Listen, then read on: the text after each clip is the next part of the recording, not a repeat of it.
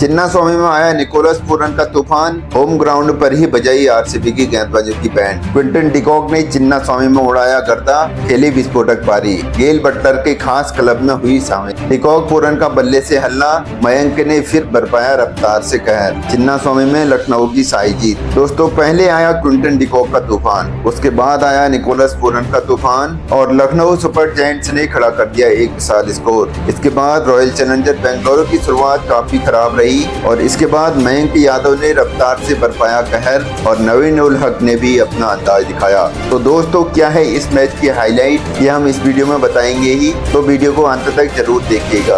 अगर आप भी आरसीबी और विराट कोहली के फैन हैं तो प्लीज चैनल को सब्सक्राइब जरूर कीजिएगा और वीडियो को भी लाइक जरूर कीजिएगा। आरसीबी से आज लखनऊ सुपर जायंट्स की भिड़ंत हुई। चिन्नास्वामी में आरसीबी ने टॉस जीतकर चुनी बॉलिंग। आरसीबी का लखनऊ के खिलाफ पलड़ा भारी था।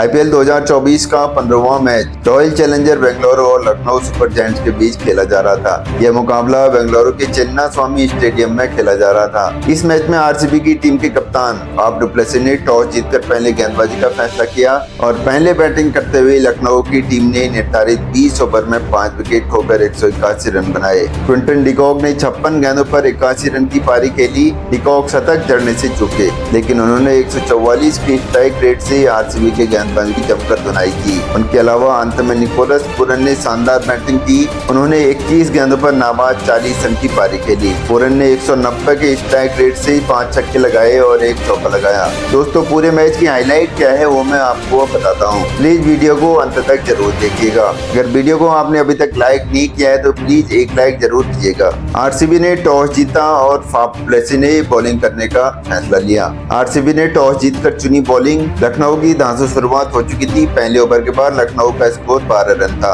और कोई भी विकेट नहीं गंवाया था। क्विंटन डिकॉक और रावत की जोड़ी पर थी। 2 ओवर के बाद लखनऊ का स्कोर 19 रन था बिना किसी नुकसान के। इसके बाद तीसरे ओवर में बने 13 रन। लखनऊ का स्कोर तीसरे ओवर के बाद बिना किसी विकेट गंवाए 32 रन हो चुका था। क्विंटन डिकॉक 29 रन बना करके खेल रहे थे और केएल राहुल 3 रन बना करके बैटिंग कर रहे थे। 5 ओवर के बाद लखनऊ का स्कोर 46 रन हो चुका था।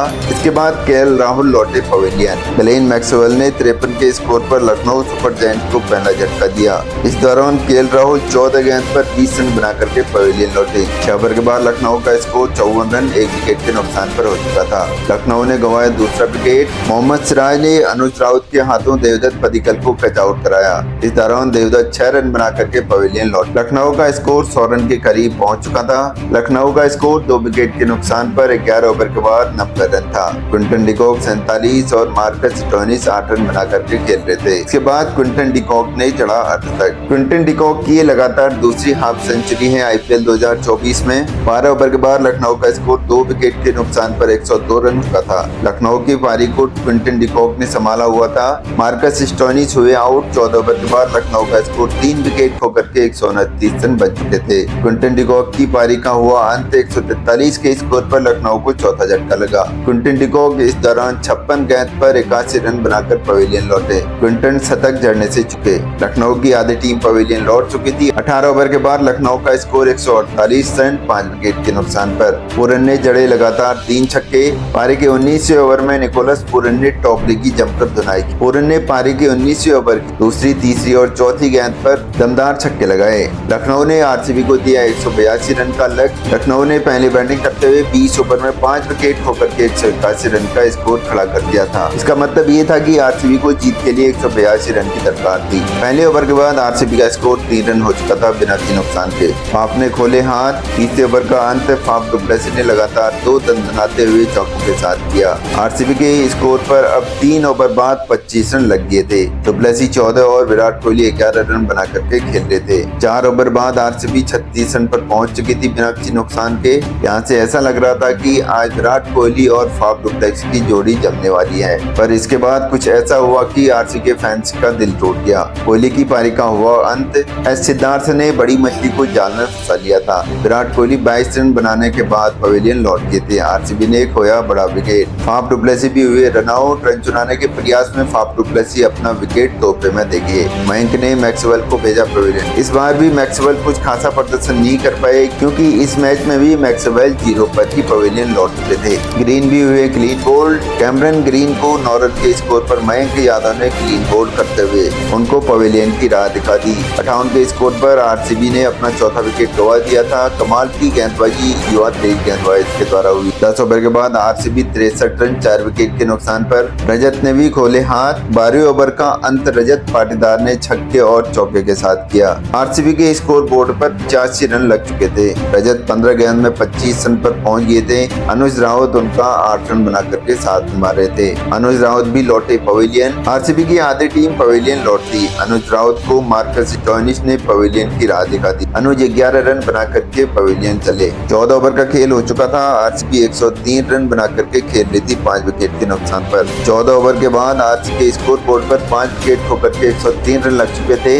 अंतिम 6 ओवर में आरसीबी को अब 79 रन की जरूरत थी। रजत पाटीदार 29 रन बना करके क्रीज पर सेट थे और उनका साथ महिपाल लोमरोर 5 रन बना करके दे रहे थे। रजत पाटीदार भी इसके बाद पवेलियन चल पड़े। रजत पाटीदार भी आउट हो चुके थे। रजत पाटीदार को 29 के स्कोर पर मयंक यादव ने पवेलियन की राह दिखा दी। मयंक आए और 1 विकेट और देगी। आरसीबी की जीत की उम्मीदें अब धूमिल होने लगी। महिपाल लोमरोर ने मचाया धमाल। आरसीबी के स्कोर बोर्ड पर अब 123 रन लग चुके थे। आखिरी 24 गेंदों पर अब आरसीबी को 59 रन की जरूरत थी। लोमरोर 8 गेंदों पर 22 रन जड़ चुके थे और कार्तिक 3 रन बना करके उनका साथ निभा रहे थे। आरसीबी को लगा 7वां झटका। आरसीबी की आखिरी उम्मीद दिनेश कार्तिक को नवीन उल हक ने 4 रन के स्कोर पर पवेलियन की राह दिखा दी। आरसीबी ने अपना 7वां विकेट भी गंवा दिया था। यहाँ से आरसीबी ने जीत की उम्मीदें खो दी थी। आरसीबी को लगा 8वां झटका। मयंक डागर बिना खाता खोले पवेलियन की ओर चल पड़े। मयंक रनआउट होकर चलते बने। लखनऊ ने जीत की तरफ कदम बढ़ा दिए थे। महिपाल भी चले पवेलियन। 13 गेंदों में 33 रन की आतिशी पारी खेलकर महिपाल लोमरोर पवेलियन की ओर लौट पड़े। महिपाल के साथ ही आरसीबी की जीत की उम्मीदें भी खत्म हो चुकी थी। लखनऊ की शाही जीत हो चुकी थी। निकोलस पूरन ने लाजवाब कैच लपकते हुए सिराज की पारी का भी अंत कर दिया था। लखनऊ सुपर जायंट्स ने आरसीबी को एक तरफा अंदाज में 28 रन से हरा दिया है। पूरी बात यह है कि लक्ष्य का पीछा करते हुए बेंगलोर की टीम 153 रन पर ही ढेर होगी। दोस्तों ये थी पूरे मैच की हाईलाइट। ऐसे ही हाईलाइट के लिए हमारे चैनल को सब्सक्राइब जरूर कीजिएगा। वीडियो को लाइक करना ना भूलिएगा। मिलते हैं अगले वीडियो में, तब तक के लिए अपना ख्याल रखिएगा। नमस्कार।